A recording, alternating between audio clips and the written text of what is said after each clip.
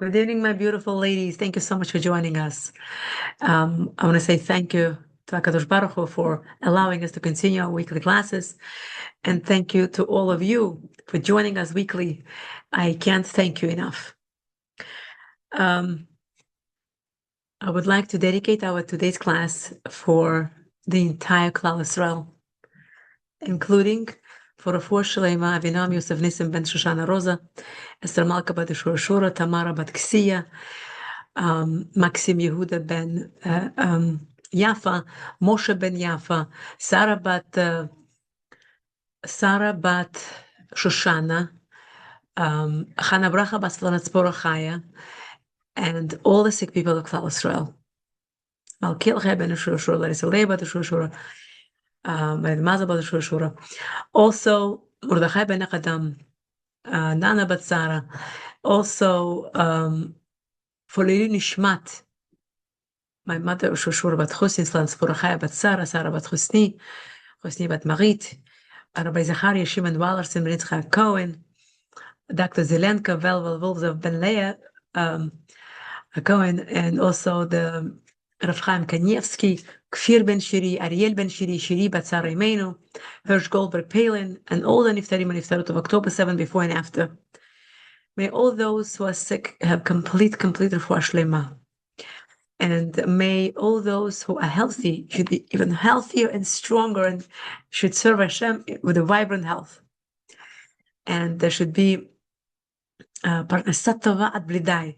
We should stay home and our bank account should increase and the money should fall into it legally, kosher way, in abundance, to serve Hashem in riches and comfort. And we should be able to do a lot of mitzvot, good, positive, happy mitzvot with it.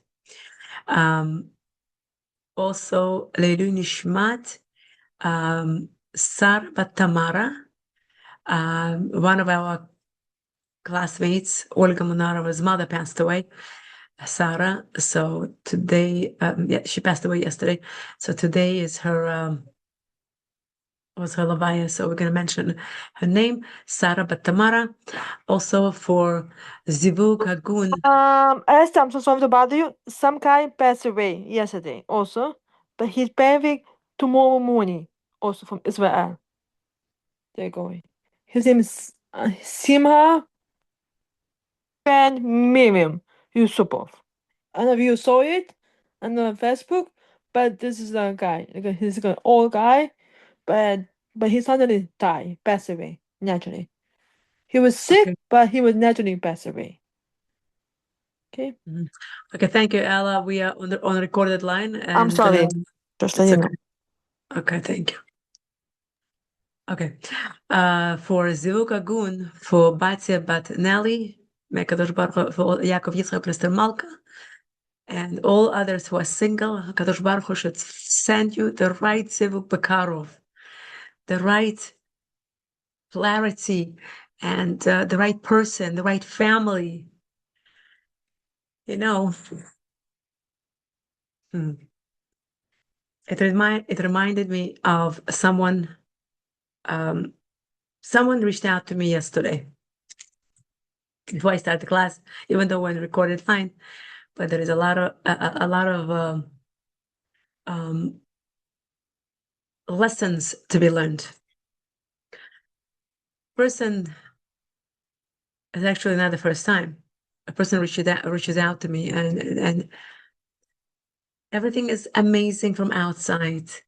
You know, her son has a beautiful job, and provides for everything that his wife needs, the family needs. But unfortunately they got into the misunderstanding, and the two sides got into some verbal argument, and machatonim, they got into verbal not pleasant altercation. And she asks me, she says, what do we do? How do we resolve it? And she said that I don't know how to help my son, she says to me. She said, I feel bad. And the more I heard, and her son told her, that I don't want to come home after work. I feel like I'm forced to come home because I have a wife and my kids. And I asked her why. Her son is not from. So she said, because the wife is very controlling of her husband. And I know the guy. And the guy is the one who likes to be in control himself. He's not a pushover. But he got a wife who is controlling him. Lesson to be learned from the conversation I had with this woman yesterday. Number one, never, ever, under any circumstance, do you raise your voice? Do you raise your tone of voice? Do you use unpleasant words with your in-laws? Never. Never. Always smile, always respect, always diplomatically correct. If you don't love them, that's okay. But be respectful. Treat them with respect, and they will give you respect back. And if there was minor misunderstanding, polish it off before it becomes a big thing to do. Number two, as a woman,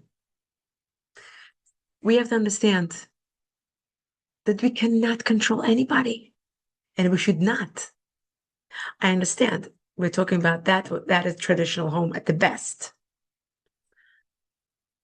If God forbid we do this in our homes, there'll be no home. There'll be no family. We have to give room to our husbands. We may not agree with what they do at every single moment of what they're doing. We may not agree with it, but yet give them space. They need their personal space.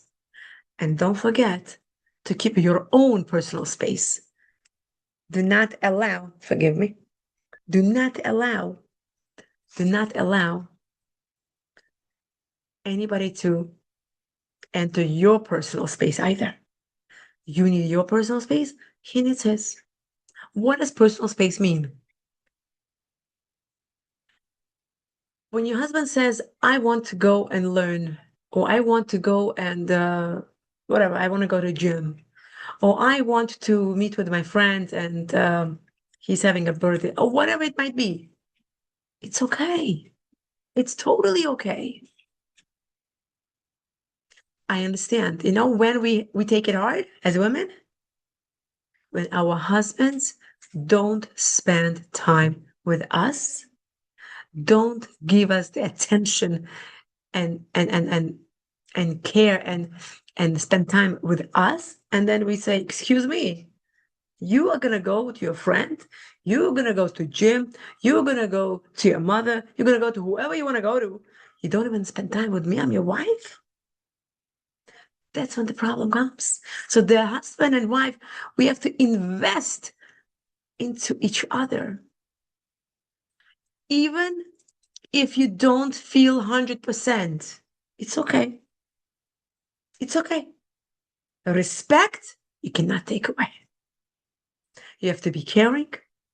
You have to still serve your husband a hot plate of food. Put a smile on your face. Be a mensch. And by you being a mensch, he will learn how to be a mensch as well. Don't forget about yourself, because you come first. You as a woman, you come first. Because if you are physically and emotionally and spiritually strong, you can help your husband. You can help your children. You can help and you can overcome, and you're not going to blow up. You will take everything with a grain of salt. What I heard yesterday from this woman, I was beyond myself, beyond. What she was describing, what her son is going through, and if you look from outside, phew, it's Mr. Made it. I made it all. Would it be the house? Would it be the 30-carat rings for the wife? Whether it be the I don't know, name it, all the fancy cars, all the fancy vacations. Gesundheit. I have no problem with that.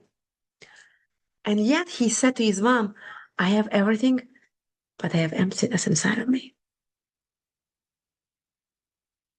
And I told her, I said, look, my humble opinion, he needs to start learning Torah. He needs to start going to classes. Because only Torah gives you the feeling of fulfillment, of completeness. Because everything that you're trying to fill your life with, it's all nonsense. It's all nonsense. Because you know what? We all eat one plate of food. We all drink one cup of tea or water, whatever we drink. We all sit on one chair and we all sleep in one bed. That's all. That's all we need. You know what we need to learn ourselves and teach it to our children? How to treat each other and how to communicate with each other by our own example.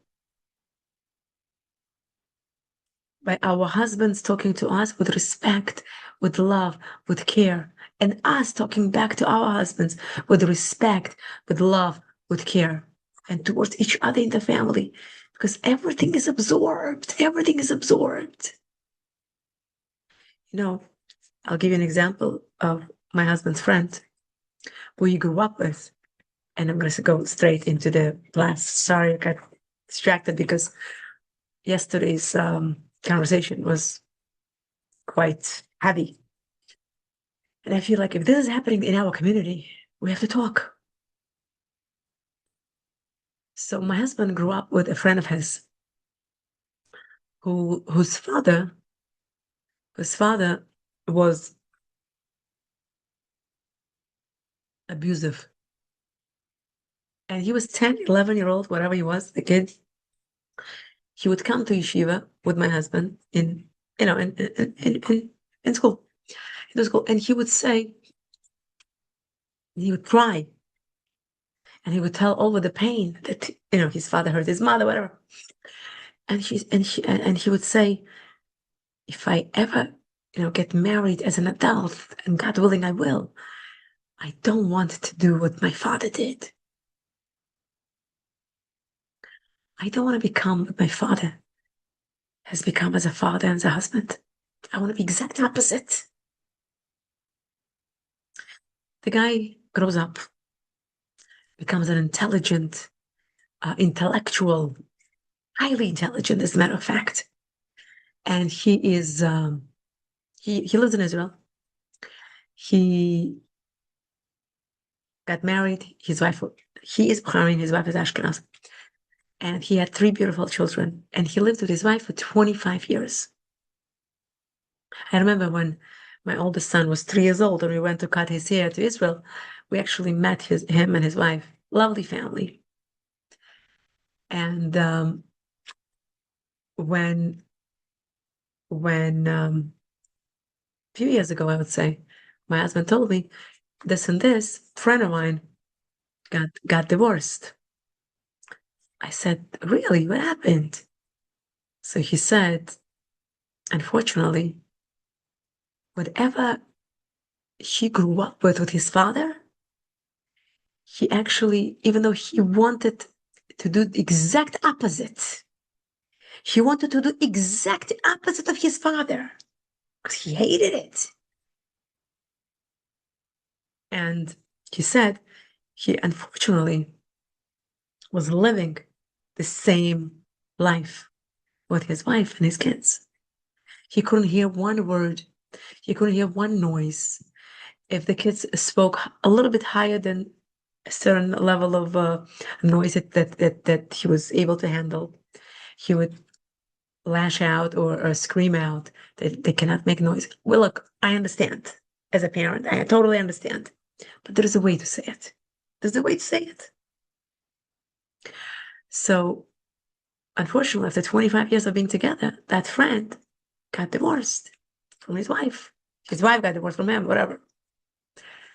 So, what lesson do we learn? We learn is whatever we see in our own home, it's subconsciously imprinted onto our psyche, and we inadvertently act and live like our parents did, unless we make a conscious effort and we learn and we go to Shur Torah and we learn Sefarim, we have Chevruta, and we actively learn because we want to be a better person. We want to be better people, and we don't want to do something that we later will regret.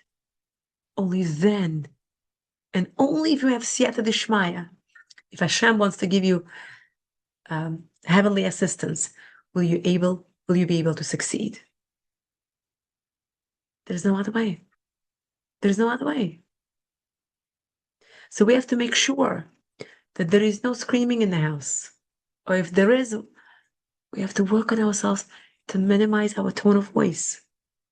No screaming, no yelling, no raising hands, God forbid. Absolutely no, no, no. No raising hands. No screaming, no emotional abuse, no verbal abuse, no abuse, period. You understand? Because whatever environment we live in and we raise our kids in, this is what our kids learn. This is what our kids learn. And this is what's going to be. It's going to be, God forbid, a repeat. History repeats itself. That's why, if you look at Hamas, if you look at Hamas, a lot of stories you hear from them and you hear from YouTube is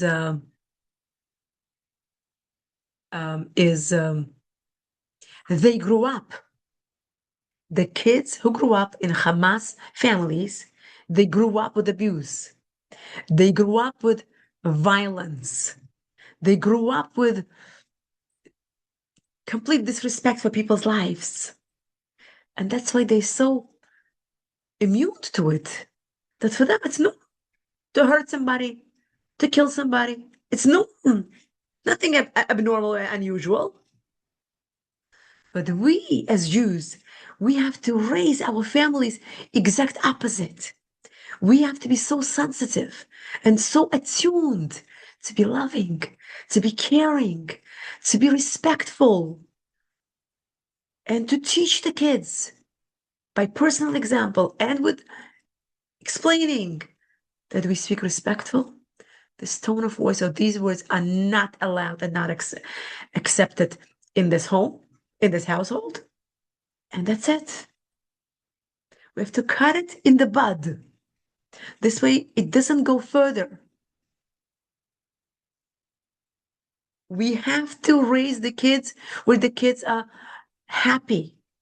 They functionable, functioning, happy functioning kids. The kids are happy if they smile.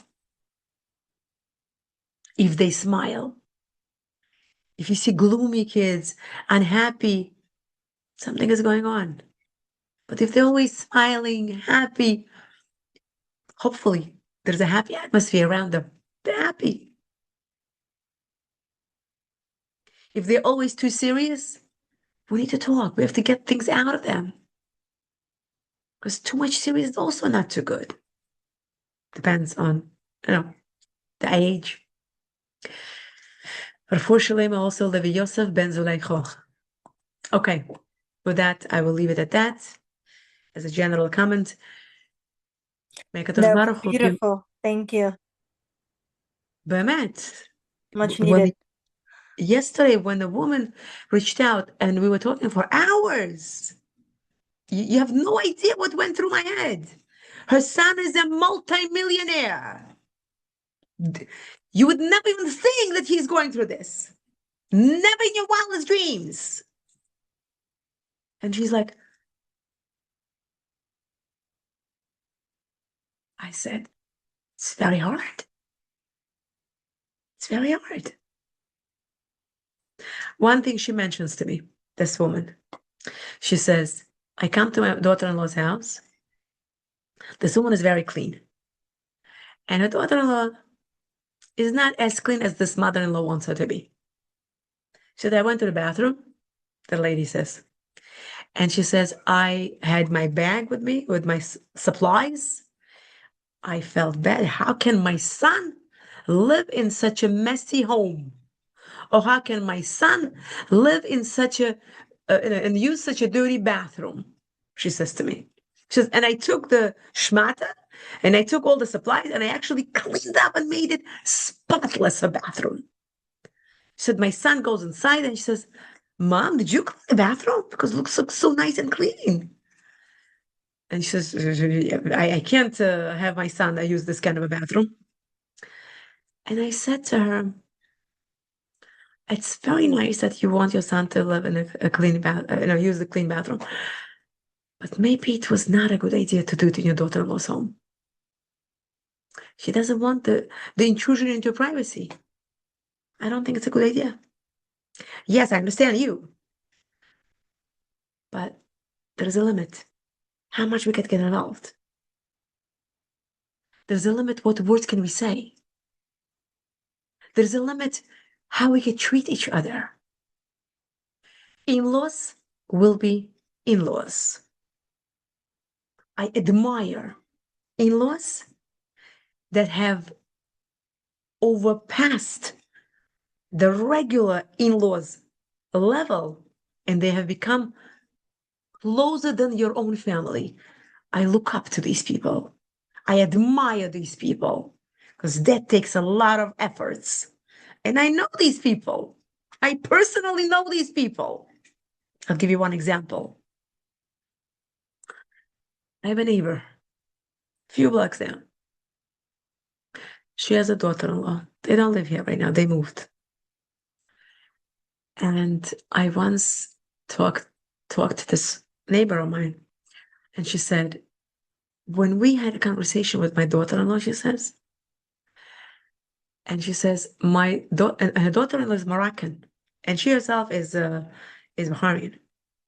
She says, when we spoke about if God forbid, we as in-laws, the parents, we get old, we need help. If God forbid we need a nursing home, God forbid, nobody should ever go to nursing home. If I, as your mother-in-law, she said, have to go to nursing home, and your mother has to go to nursing home, whom would you put? You know what her daughter-in-law said? I hate to admit it, but my mother would have to go to the nursing home. I cannot let my mother-in-law to go to the nursing home. When I heard this, I was completely blown away. You know why? I'll tell you why.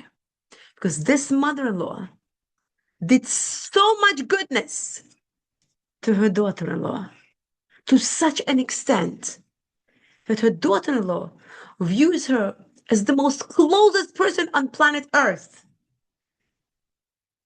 You understand? And she says, if there has to be a choice that I have to make between placing my mother-in-law or my mother to the nursing home, I hate to admit it, but I would have to put my mother and not my mother-in-law. When I heard this, I said, there are people like this. There are daughter-in-laws like this. It's incredible. And there are mother-in-laws like this. It's incredible. This is something, an example to look up to and become one. I always said, when you have daughter-in-laws with young children, they need a lot of help. They need a lot of help. As mother-in-law, please try to help her. As a mother, please try to help her. Because you know what? The kids will grow up, but they will remember it. Whether you helped or you didn't, it will be inside the heart, in the pocket. What memory are you giving them? And you know what?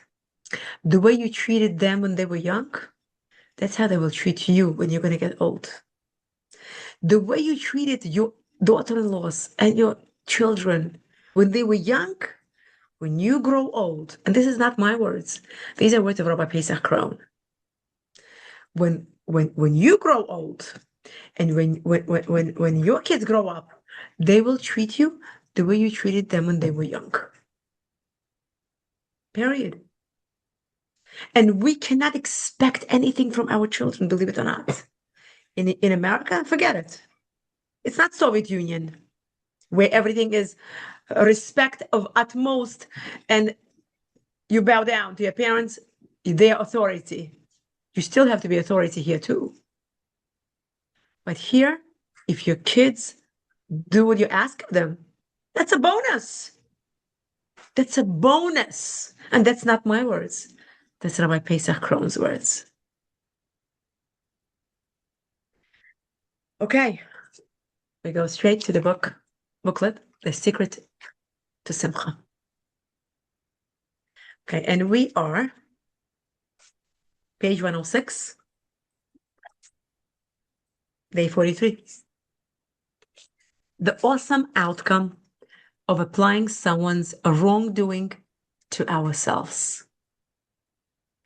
When we train ourselves to apply someone's misdeed to ourselves, we will eventually be clean from the Aveira of Lashon Hara, because we will come to the realization, I have so much to work on myself that it doesn't enter my mind to talk about others' wrongdoings.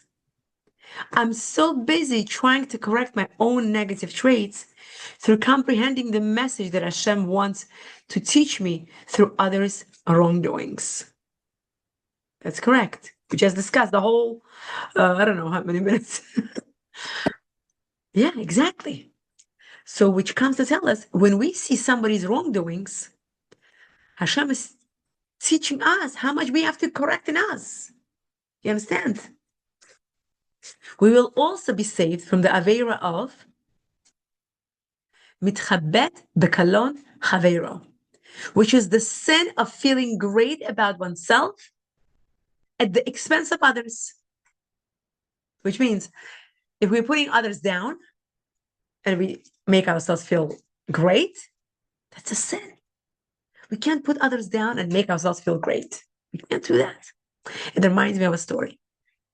There were kids playing in the sand, and the rabbi passes, and he sees one kid is burying the other kid in the sand, and that's how they're playing. And then the kid gets up like this, and he says, you see, now I'm taller than you. And the rabbi, who stopped by to see it, he says to him, can I make a little suggestion? I think for you, instead of burying this kid in the sand and then standing up tall and seeing him down and saying, see, now I'm tall. Now I'm taller than you. Don't do that. You know what you should do instead? Take a chair. Let your friend to be here, but take a chair. Stand on the chair. And then you look down at your friend and say, now I'm taller than you. What is the difference between the two? The first one, you buried him in the sand. And then you appeared yourself as if you're taller than him. But in the second one, you let him be. But you grew and you stood on the chair. You made yourself taller by not putting somebody else down. There's a difference. This sin, as we learned earlier, is so severe that one can lose his portion in the world to come. Only through practicing the advice of the Baal Shem Tov can we be assured that we will not violate this Aveira. The core lesson that the Baal Shem Tov is trying to teach us is that we should always apply the misdeeds that we see in others to ourselves. Because every person should know that B'shvili nivra ha'olam, the whole world was created for me in order to help me become a better person and reach perfection in my avodas Hashem. We should, however, pray to Hashem that we should be zoche to comprehend on our own in which areas we should better ourselves without having to see other people's wrongdoings. Wow. In truth, if a person constantly tries to find within himself areas in which he must improve, then Hashem does not need to show him the misdeeds of others. Indeed, through his ongoing inner work, he will eventually inspire the whole world to rise to greater heights of Kedusha, holiness, and come closer to Hashem. Amazing. Incredible. I hope the lesson I shared before we started to learn this made an impact on you, because I know I did on me. Zera Shimshon, we continue learning, and we are on Parsha Va'era, on page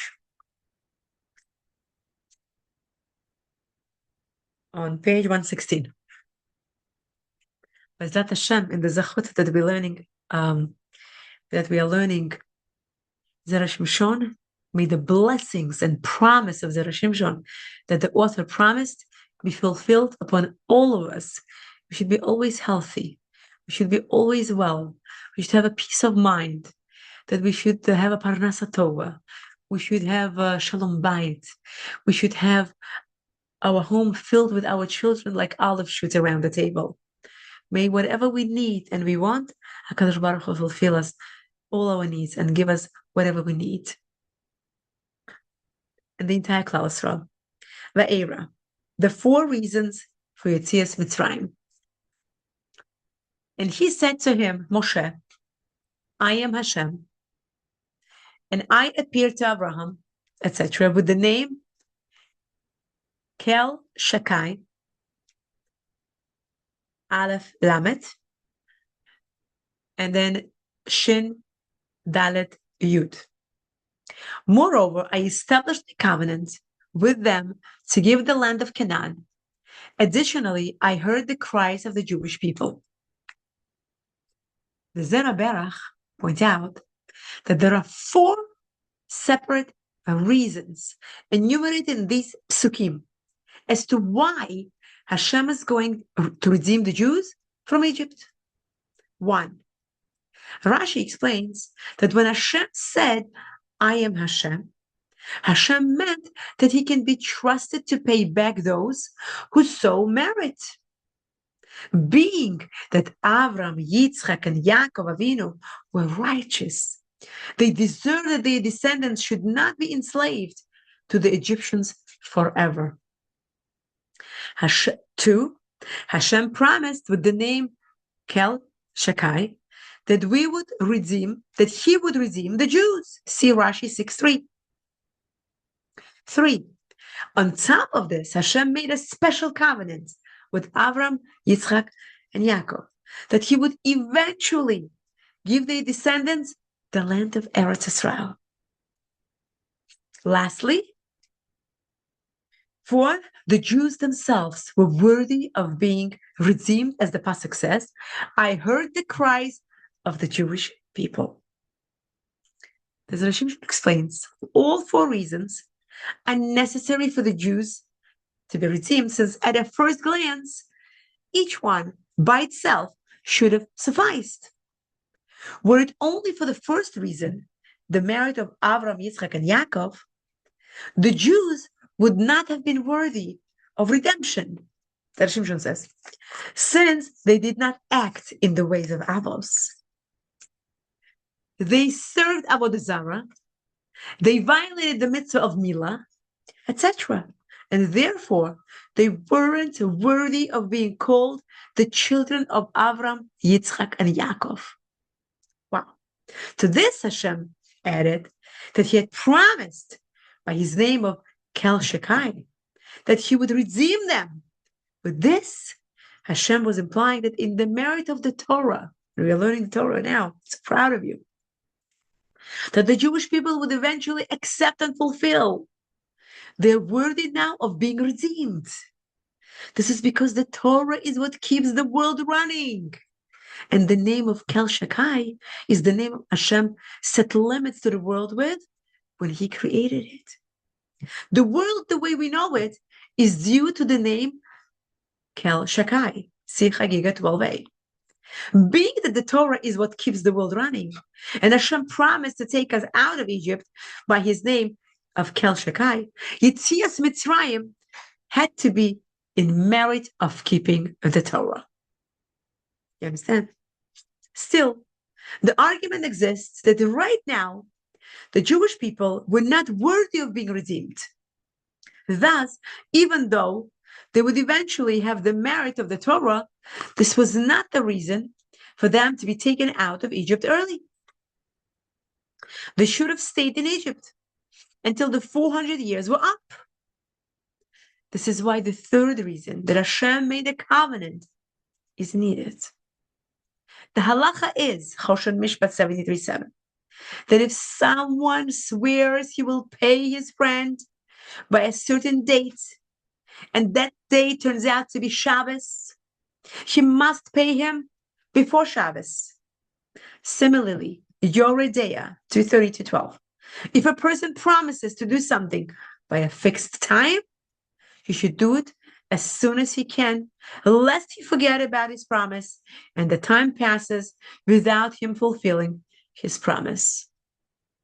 Thus, in the case of the Jewish people in Egypt, had Hashem let them stay in Egypt until the end of the 400 years, Hashem would not have been able to keep his promise, since the Jews would have sunken too deep into the impurities of Egypt. Therefore, Hashem had to take the Jewish people out early in order to be able to fulfill his promise. The last reason that the Jews had their own merits is also needed, since the Jewish people witnessed the punishment and downfall of the Egyptians. In reality, the Jewish people shouldn't have merited seeing this, since when one is saved based on others' merits, in this case, the merit of Avram, Yitzchak, and Yaakov, he isn't worthy of witnessing his enemy's downfall. For this, the fourth reason is given, that the Jews had their own merits as well. So before we continue, the last, the one before the last, the pasuk we just learned, it says, only if the Jews merit, they're able to see their enemies fall. It's a good piece of chidush.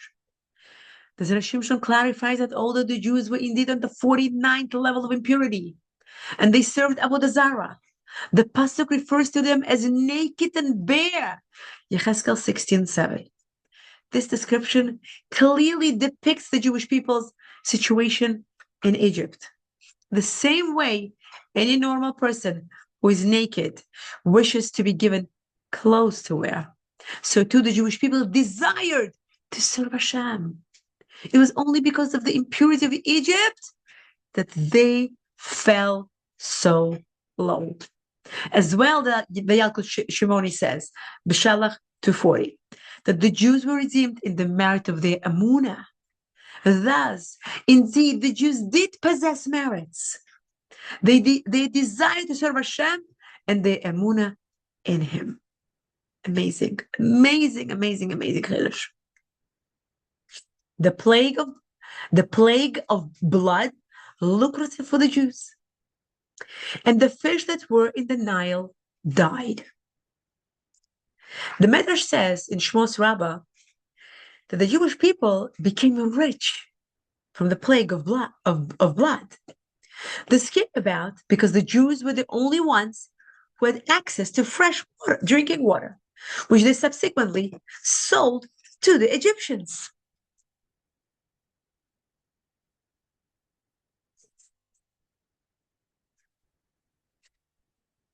Zer Shimshon asks, how did Chazal learn this in the aforementioned pasuk? The Zer Shimshon explains that the Egyptians allowed the Jewish people to catch and eat fish free of charge. This is clearly seen from the pasuk where the Jewish people complained about the man in the desert, saying by Midbar 11:5, we remember the fish we ate in Egypt free of charge. Now that the fish died, the Jewish people just lost their source of free nourishment, and they would now have to spend money they didn't have to buy food. The Zer Shimshon learns that the Midrash understood that if the Jewish people just lost their source of free food, Hashem had to have brought a remedy along with their loss. This must have been from the fact that they were now able to sell the most precious and most necessary commodity at a tidy profit, water. This being the case, they were no longer in need for free food, since they now had the means with which to acquire food. Even before Hashem takes away a source of sustenance, He already prepares the new source. One door closes, another door opens. It says even before Hashem takes away a source of sustenance, which means even before the door closes, another door opens. Beautiful. 10 plagues or 16 plagues? What actually happened during lice, boils, and darkness? The Zer Shimshon points out that looking through the psukim of the 10 plagues, there were 3 plagues that Moshe Rabbeinu did not issue a warning before the coming of those plagues. Kinim, lice, shochen, boils, choshech, darkness. Okay, lice, boils, darkness. He didn't, Moshe Rabbeinu, before Hashem brought these 3 plagues, he did not warn Paro. So he warned with others, but not with these 3. The Zer Shimshon explains the reasons for this is in the following manner. The Yalkut Reuveni in Va'era quotes the Sefer HaPliya that these 3 plagues happened together. When Egypt was plagued with lice, it also came along with the boils and darkness. It would seem that lice was the primary plague, and the other accompanying plagues did not come with the same force that they came with when they served as the primary plagues. As well, when Egypt was plagued with boils, it was accompanied by a lesser degree of lice and darkness, etc. This is seen in the following diagram. I'm going to show you a diagram. All these plagues can be read regularly right to left and can also be read bottom up. This indicates that they are interconnected. I'm going to show you from my book. Can you see it?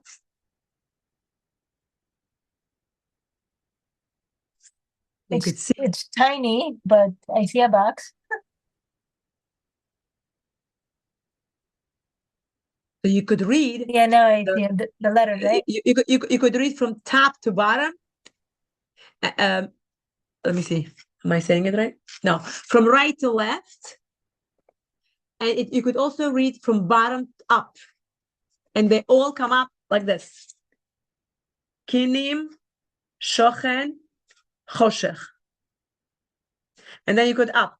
Choshech, shochen, kinim. So either way you read it, and they're telling us that because these 3 are interconnected, they came at the same time, which means each of the 3 plagues, when lice came as a primary, boils and darkness came in a lesser degree. So which means it's 2 extra.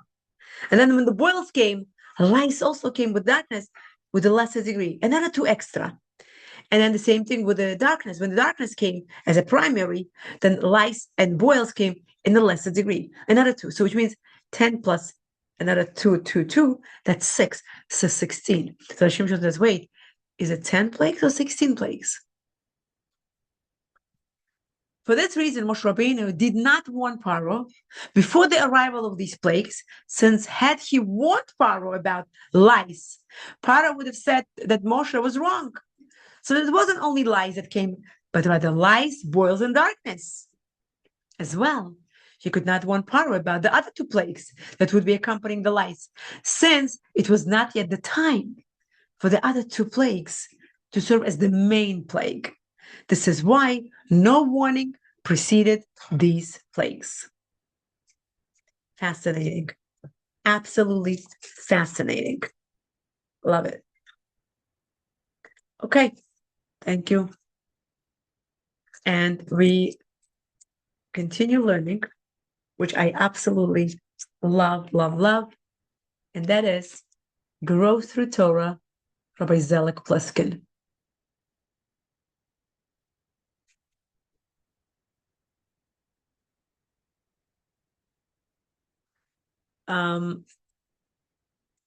Rabbi Zelek Pliskin tells us different lessons that we have to take from this parsha, Va'era.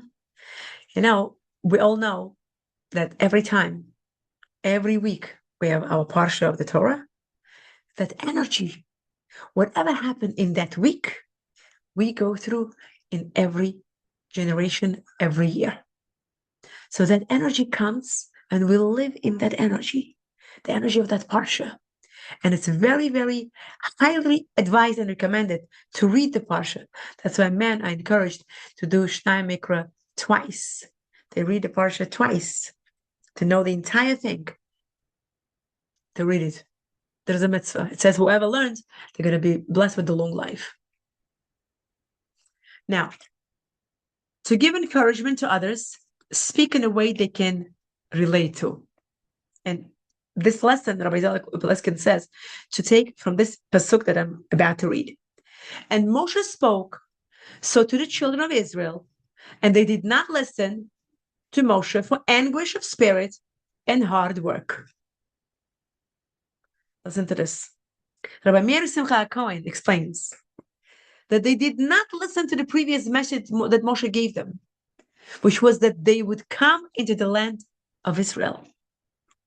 This can be understood that when someone is suffering very much, all he wants to hear is that his suffering will be removed. He's not yet ready to hear that he will have good fortune and much success in the future. If someone paints a too positive picture of the future, it is so far removed from his present reality that he will not be able to relate to it. Therefore, we read in verse 13 that the Almighty told Moshe to just tell them that they will be taken out of Egypt without any mention of a bright future. Could you imagine? Meshech Chochmah. This is an important principle when trying to give people emotional support and encouragement. If you give them a picture that is beyond their present ability to relate to it, your words will not be comforting, even if you have very good intentions. Telling someone who is in deep emotional distress, "Don't worry, all will be well in the future," might not have a positive effect. Show the person how to get out of the present pain, and only then will you be able to give him more optimistic messages. So when you see somebody in pain, don't talk a lot about bright future. Just tell him something that he could relate to.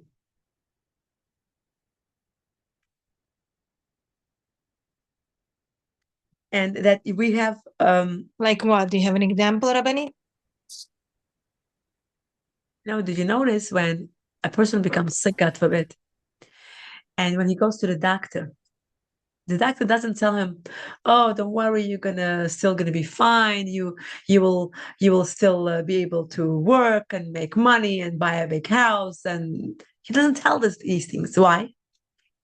Because the patient is so afraid, so fearful, so anxious. So all he wants to hear that he will be okay, that he will get out, that the suffering will be taken away from him. This is on the medical, front. But if a child, let's say a child failed a test and he comes home crying to you, "I didn't do well on test," for example, you cannot keep telling you, "Oh, don't worry. One day you're going to be a teacher. You're going to be tutoring on this topic or whatever a subject." He cannot relate to it. You need to relate when a person is in pain. You have to talk about that you could take away the suffering. You know what?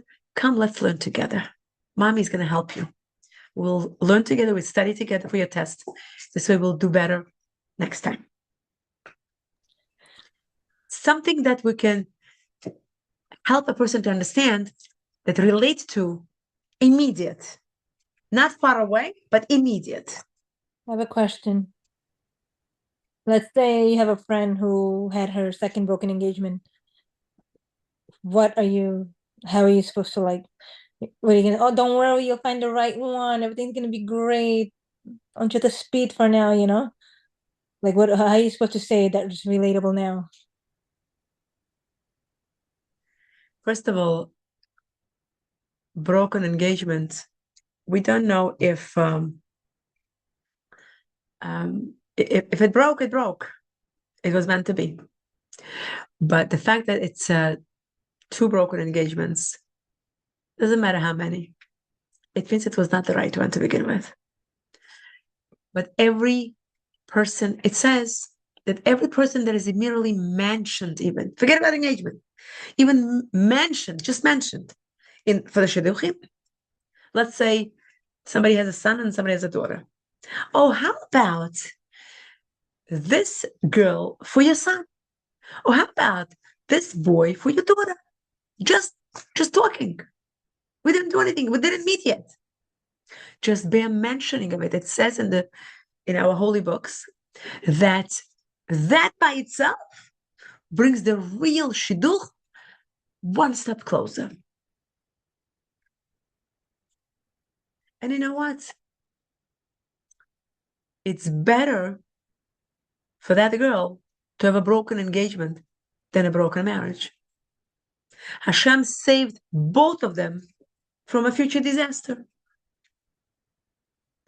If we have faith and we believe that God is guiding our hand like a little kid, that we have nothing to worry about. We have to strengthen our emunah, and we have to tell ourselves that, you know what?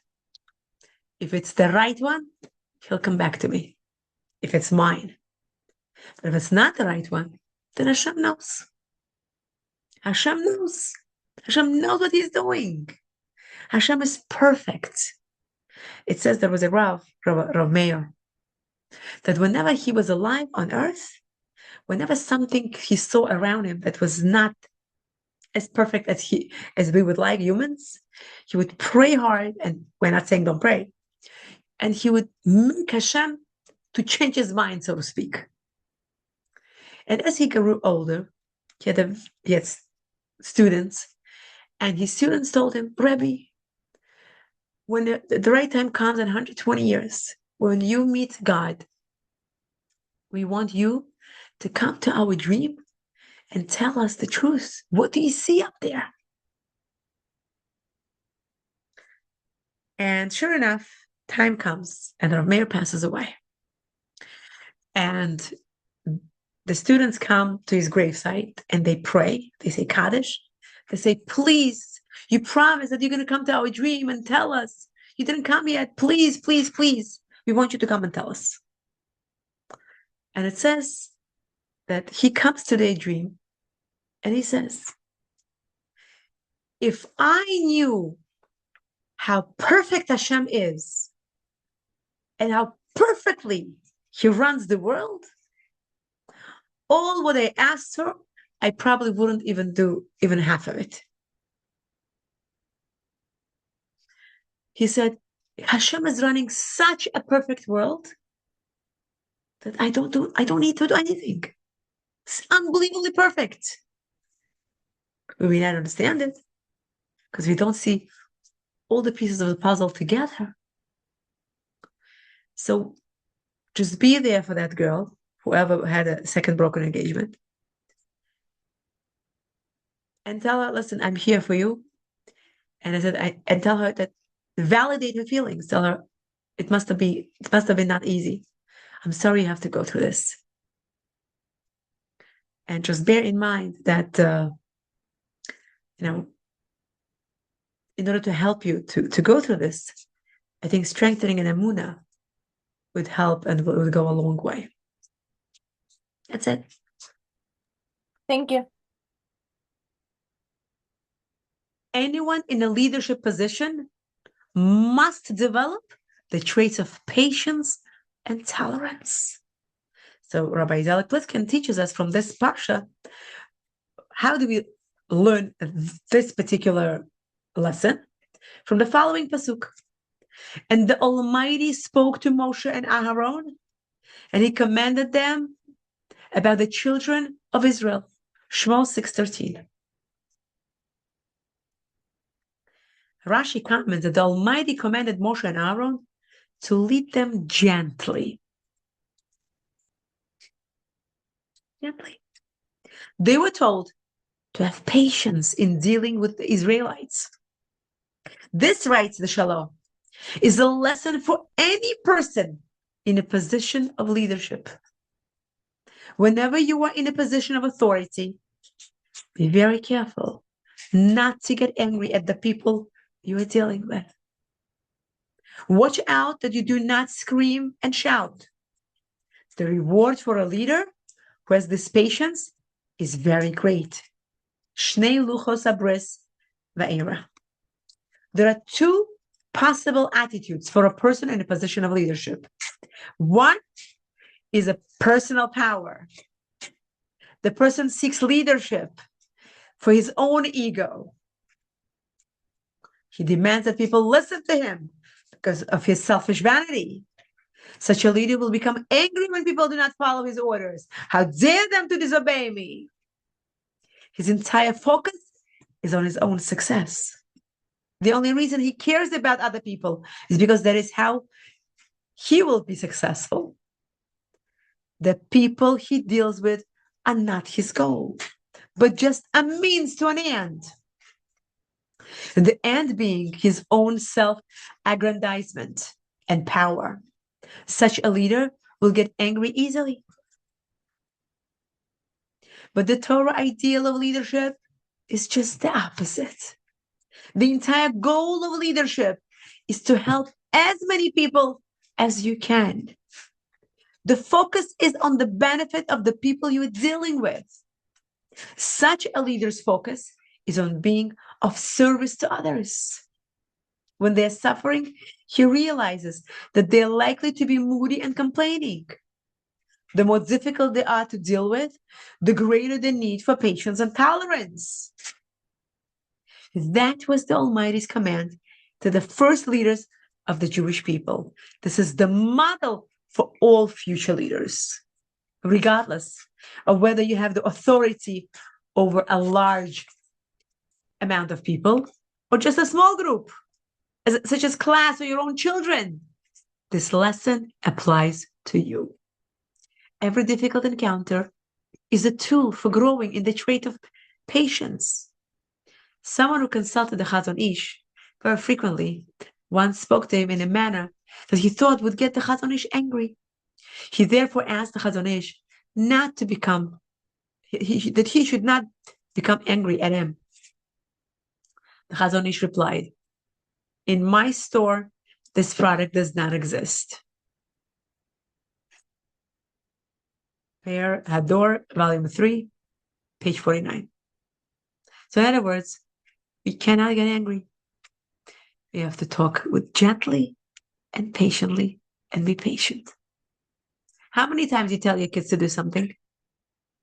Do they listen from the first time? Not always. A lot of times.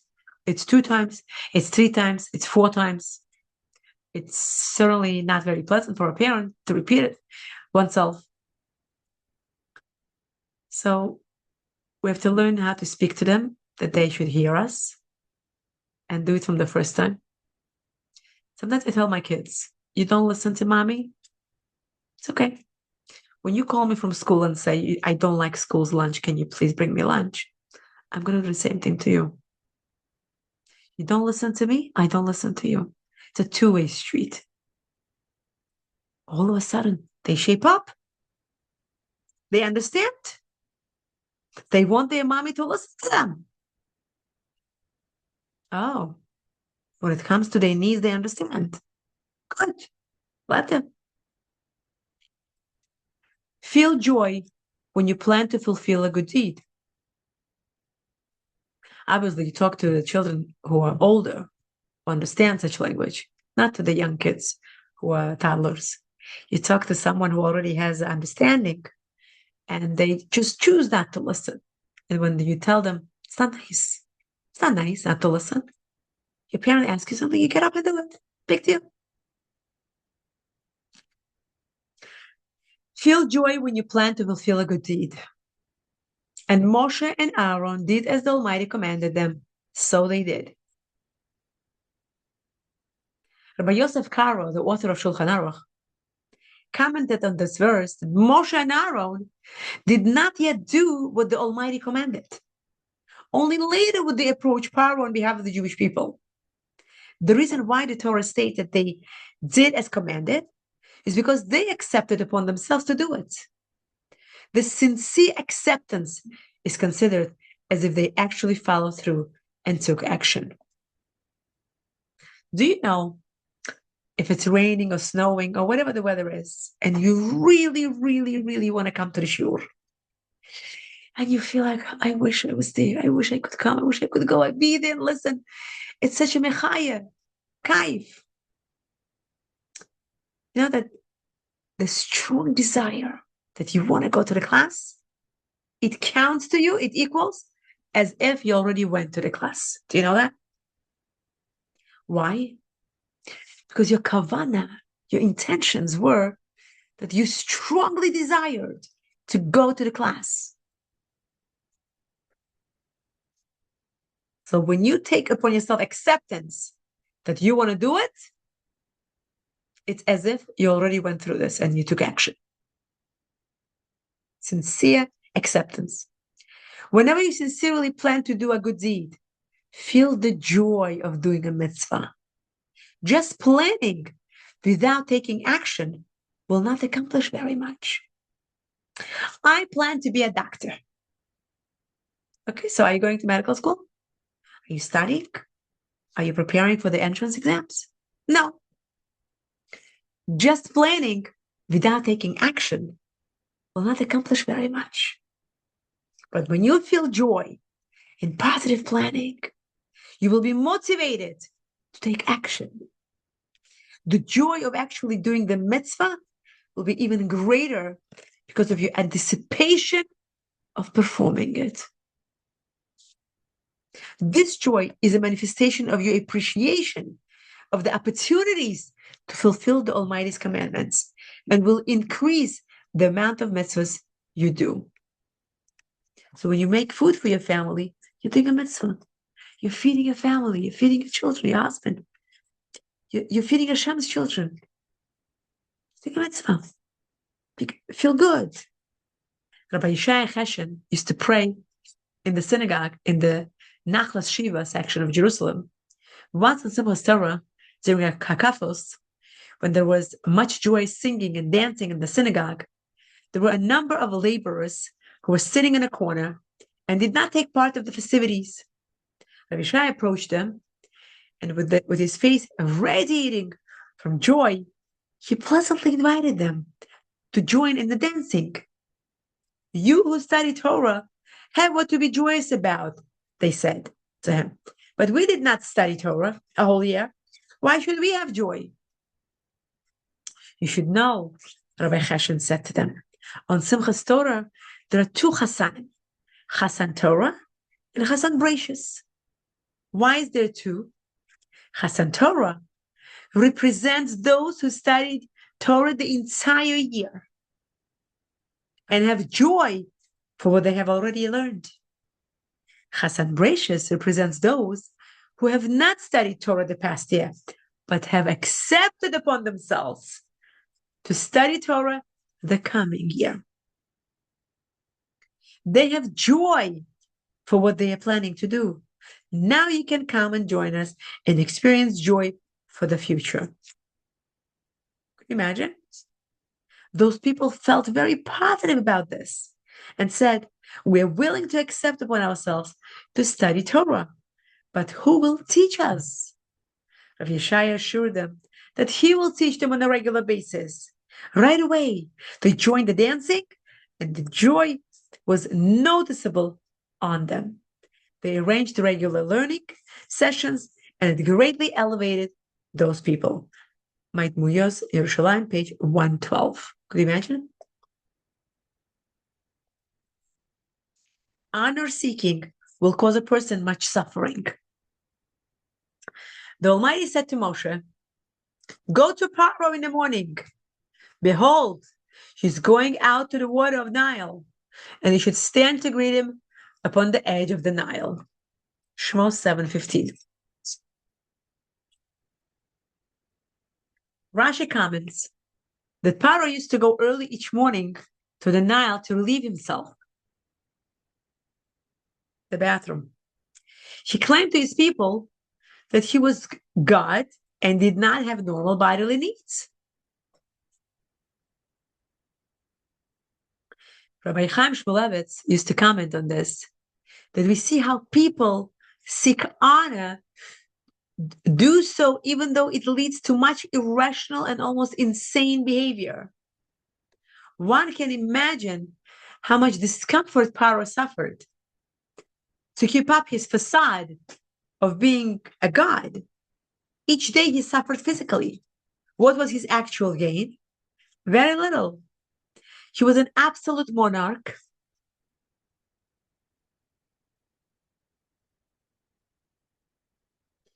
And had unlimited power.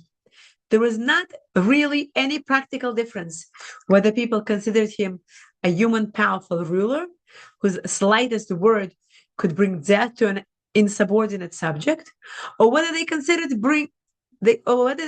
him a divine being. All he got was a little more honor and approval, but a very costly price. When one suffers, it is much more difficult to appreciate the good things in one's life. When we view Paro, we can see how ridiculous it is to cause oneself so much pain for such an illusory gain as a bit more approval. Introspect and find ways in which you personally cause yourself needless suffering by seeking honor and approval. Amazing.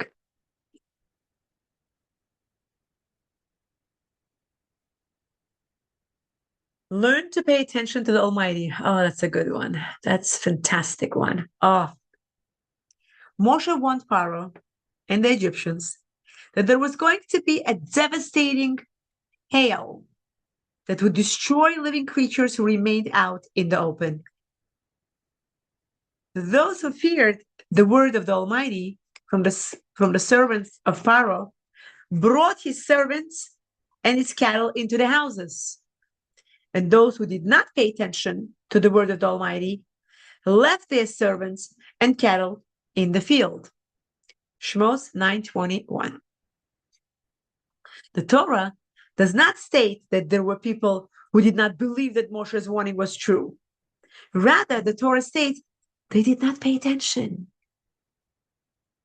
This we see is the opposite of fearing the Almighty. Lack of attention. Hashem Shmulevitz used to ask on this, why didn't the servants themselves flee to safety? They should have feared for their lives and run to find safe places. The answer, said Rav Chaim, is that they did not pay attention. When one does not pay attention to danger, it is as if it does not exist. All the knowledge in the world will not help a person keep away from danger unless he takes that knowledge to heart. For this reason, there are plenty of people who do things that could greatly endanger their spiritual and physical well-being. They do not take the danger seriously. Lack of paying attention to dangers will lead to all kinds of impulsive behavior that will have painful and damaging consequences. The wise man, listen to this, is one who sees the future consequences of his behavior. The Prophet Chaim, introduction to Chosar Ashkira, writes that the sages used the term seeing to tell us as a means of making future events real. One should use one's power of imagination to see the future as if it is actually occurring in the present. When you see something before your eyes, it has a much stronger effect than just hearing about it. People differ greatly in their ability to mentally make pictures in their minds. But anyone who can mentally visualize the negative consequences of transgressing or of engaging in dangerous practices will find it much easier to guard himself from harm.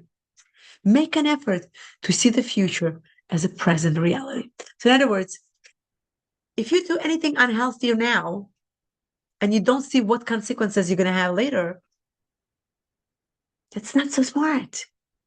Because the wise person is the one who sees consequences, who sees the future. If I eat a lot of sweets and sugar, am I expecting to be healthy? How is it possible? We know that sugar is poison. There was a scientist, Dr. Raymond Francis. He passed away already in 2019. Maybe later, but I think 2019. At the age of 84, I think. He wrote a book, Never Be Sick Again, Dr. Raymond Francis.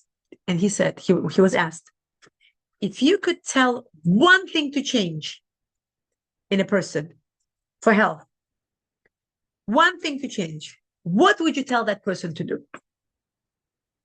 And his reply was, eliminate sugar. If you just want to do one thing for your health, eliminate sugar completely. Sugar is poison. Period. That's it. If we see consequences that it can cause health issues, stay away. View suffering as a tool for self-improvement. That's a good one also. Wow. And Paro sent that he called Moshe and Aaron, and he said to them, I have sinned this time. The Almighty is righteous, and I and my people are wicked, Paro says. Shmos 9:27. Rabbi Nosson Tzvi Finkel of Slobodka noted that although Paro verbally admitted his guilt when he was under the pressure of the plague, listen to this one, he reverted to his old ways as soon as the pressure was off. I'll stop for a second.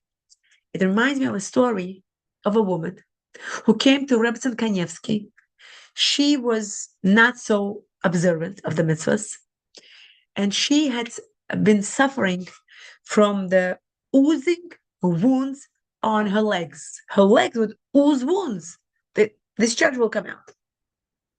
She didn't know what to do. She went to doctors, nothing helps. Did procedures, nothing helps. She came to Reb Kanievsky. Reb Kanievsky looked at her and she said, I want you to take upon yourself to wear stockings and knee-highs all the time. When you're going to be sent to uncover those legs, I promise you, those wounds will heal by themselves. She went to the room, Rabbi Kanievsky. She brought her a new pair of stockings, new pair of knee-highs. She gave it to her and she said, put it on, please. She put it on. And she said, never take them off. You could take them off to wash them, and you put the clean one right back on. But do not walk around without covering your legs as a Jewish woman. This woman agreed. She did it.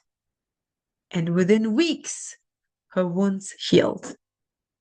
She was wearing those stockings and knee highs for 6 months. After 6 months, she got tired of it. She took it off. She said, "Mastik, how much can I do? I'm hot. I don't want to, my wounds already healed. I'm okay." It says her wounds came back. It's from the book of Robertson Kanievsky. Her wounds came back. She came back. Now this woman came back to Robertson Kanievsky saying, "What should I do? This is what I did. My wounds healed. They started bleeding. They started oozing. And I was wearing it for 6 months. And what should I do now? I took it off and now the wounds opened up again. What should I do?"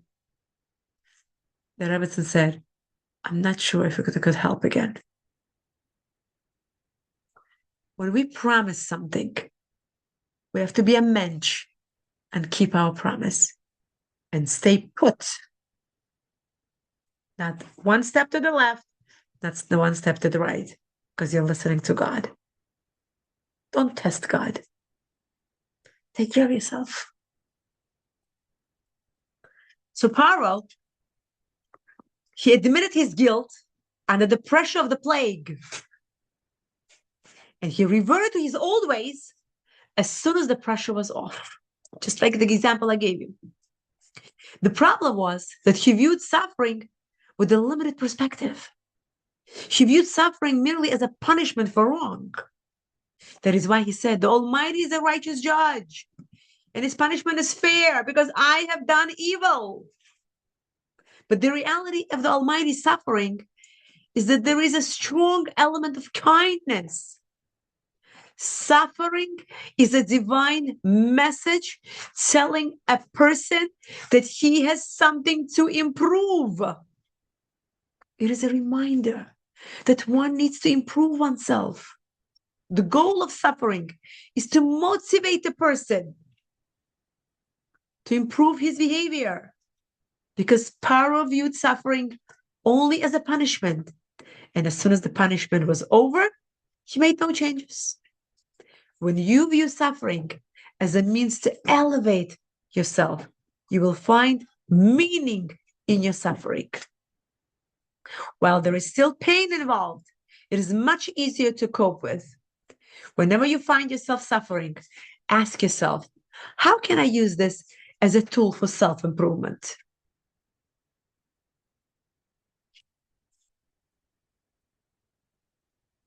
Remember your resolutions and insights. During the plague of hail, Paro said to Moshe, "Entreat the Lord that there be no more mighty thunderings and hail, and I will let you go, and you shall stay no longer." Shmos 9:28. Rabbi Yerucham Levovitz commented that Paro did not mean to lie when he told Moshe that he will allow the children of Israel to go free. He honestly meant what he said. At the time when he said it, he was not mocking Moshe. Under the influence of the suffering of the plague, he was greatly changed. But afterwards,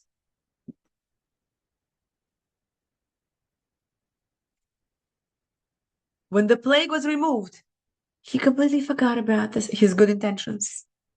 This is a general tendency of people. When a person is in the midst of great suffering and under a lot of pressure, he can have very high ideals. He will make all kinds of lofty promises without any limit. But as soon as his situation improves, he's so entirely different that it is hard to recognize him as being the same person as before.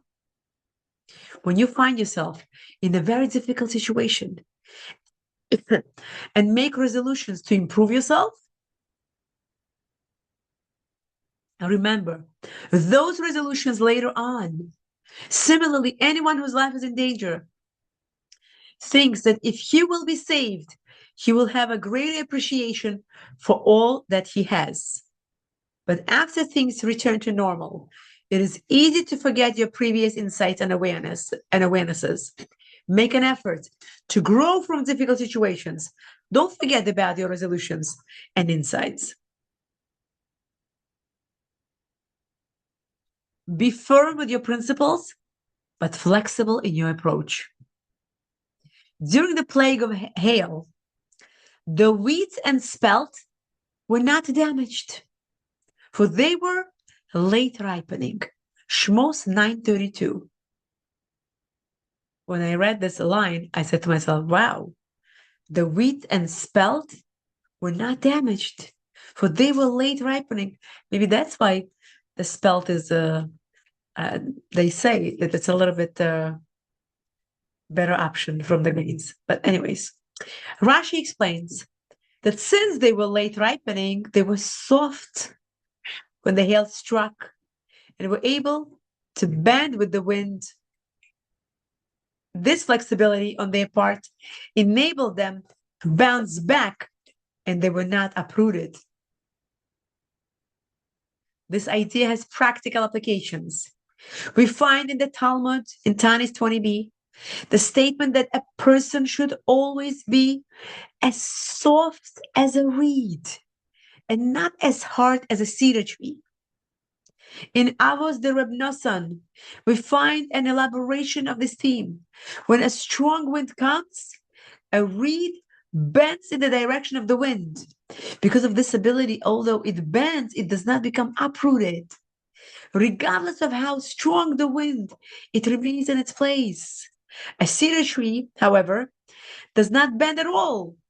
A soft wind which moves the reed has no effect at all on the mighty cedar.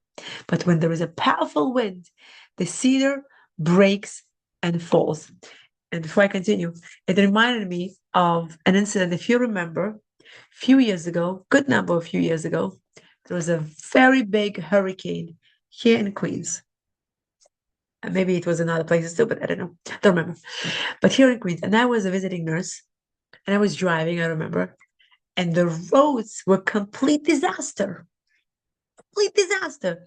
You saw huge trees falling on the roofs of the humongous big houses, and how it damaged like this, open. How the tree, I remember, I was driving towards the patient. The tree blocked completely the entire street, fell on somebody's car, smashed the window, smashed everything. It was a disaster. And you would drive trying to find a way to get out safely, drive around the town. It was a ghost town, I remember. And all the huge, humongous trees, like 100 years old, more, they all fell. And you know which ones survived? Those thin ones, young ones, soft ones. And I remember driving home. I sat down with my kids, and I said to them, I have learned a lesson from this crazy hurricane. You know what mommy learned? When I was driving to see patients, and I saw all this craziness on the roads, with all these trees falling on houses, on cars, on I don't know who. And all those trees were huge, humongous. They were like strong. I said, you know what happens? When we are too old and we are too rigid and not too flexible, when a strong wind comes, we break and we fall because there is lack of flexibility. But when we are young and we are flexible, and when the wind blows, we just bend our head, we just bend down, and we straighten up like nothing happened, and we survive. The young trees survived. You don't understand. The Torah calls Yaakov and Esav that one is old and one is young. You would think, what do you mean one is old? There's like a minute, they're twins. It says that when Esav came out, he was old. He had signs of old. He was too rigid. He was too stubborn. He wanted his way, and that's it, and nothing else. But Yaakov, it says he was young. Torah calls him young. Why? Because young person is flexible. He's able to flex his muscles. He's able to flex his character. He's able to flex his personality.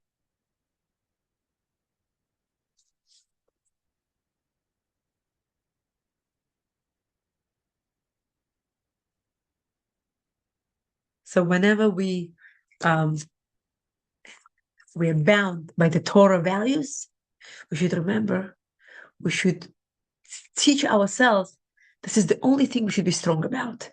Everything else we should be flexible and bent. I'll tell you one story, I'm going to let you go. My daughter brought me a story of the week from her school, and I cherish it and I love it. And when I read the story, I said to myself, oh my goodness, I remember the story because I read the story in the book, in the children's book when the kids were little.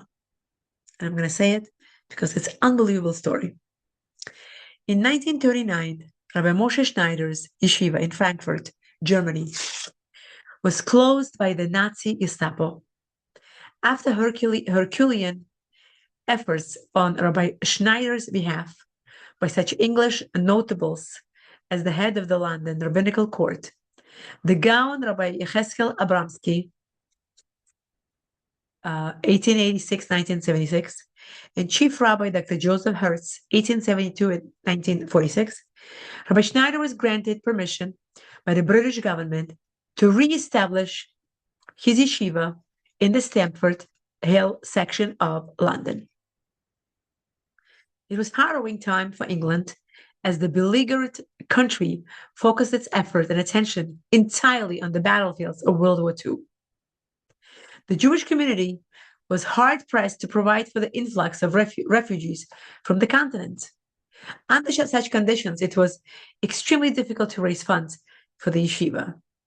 Aside from the financial hardships that the war imposed on English citizenry, many people were fleeing London because of the daily pounding of bombs from German warplanes.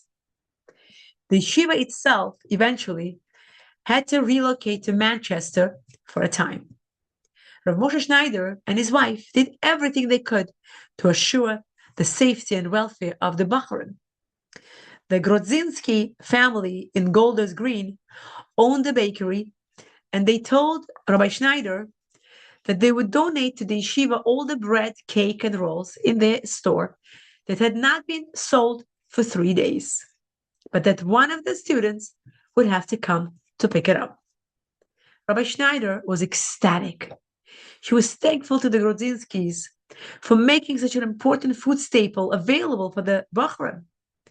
The yeshiva organized a rotation so that every day, a different boy would take a bus to the bakery to pick up the bread and rolls. So funny that this story gives the different details. I read in the book different details. Okay.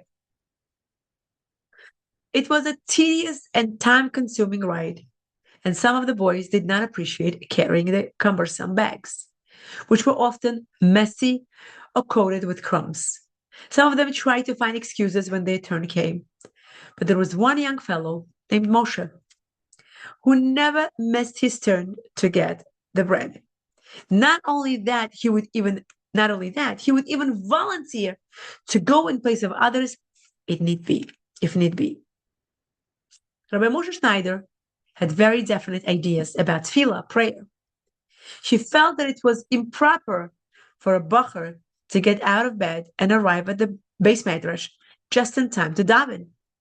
She wanted his talmidim to be in the Beis Medrash early to learn for an hour before they begin their tefillah, but he needed a bacher to wake up the boys.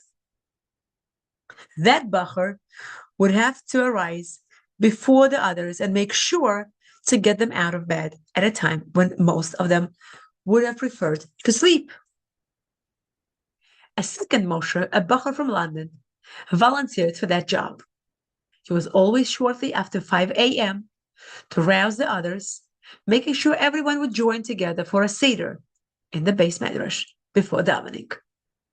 One day during his shmuz lecture on ethics, Rabbi Schneider exclaimed, "Moshe Reichman, who goes for the bread unfailingly for our sake, will someday be so wealthy that the entire world will know of his wealth." And Moshe Sternbuch who gets up so early to make sure that others will learn, will be such a Talmid Chacham that the entire Torah world will know of his wisdom. Incredibly, both things came to pass, which means came true. Moshe Paul Reichman became a world-renowned real estate developer and financial master. The renowned Mr. Reichman of Toronto is legendary for his charities as well as for his business success. Rabbi Moshe Sternbach is today a member of the Beis Din Tzedek in Jerusalem and a Rav in both Har Nof, Israel, and Johannesburg, South Africa. He is the author of numerous widely respected sefarim, among them the multi-volume Moadim Uzmanim. Their noble deeds as teenagers were a portent of their future, though it took a man with Rabbi Schneider's foresight to perceive it in advance. I am told that when Mr. Reichman was recently reminded of Rabbi Schneider's prediction, he said, "I wish I had been the one who woke up the boys in the morning," excerpted from Along the Maggid's Journey by Rabbi Pesach Krohn. I'll tell you more. When I remember reading that story with a little different twist, I read that the boys would walk to the bakery and not take a bus. And I remember that so well. And recently, I got a book called Building for Eternity: The Life and Legacy of Reb Moshe Reichman.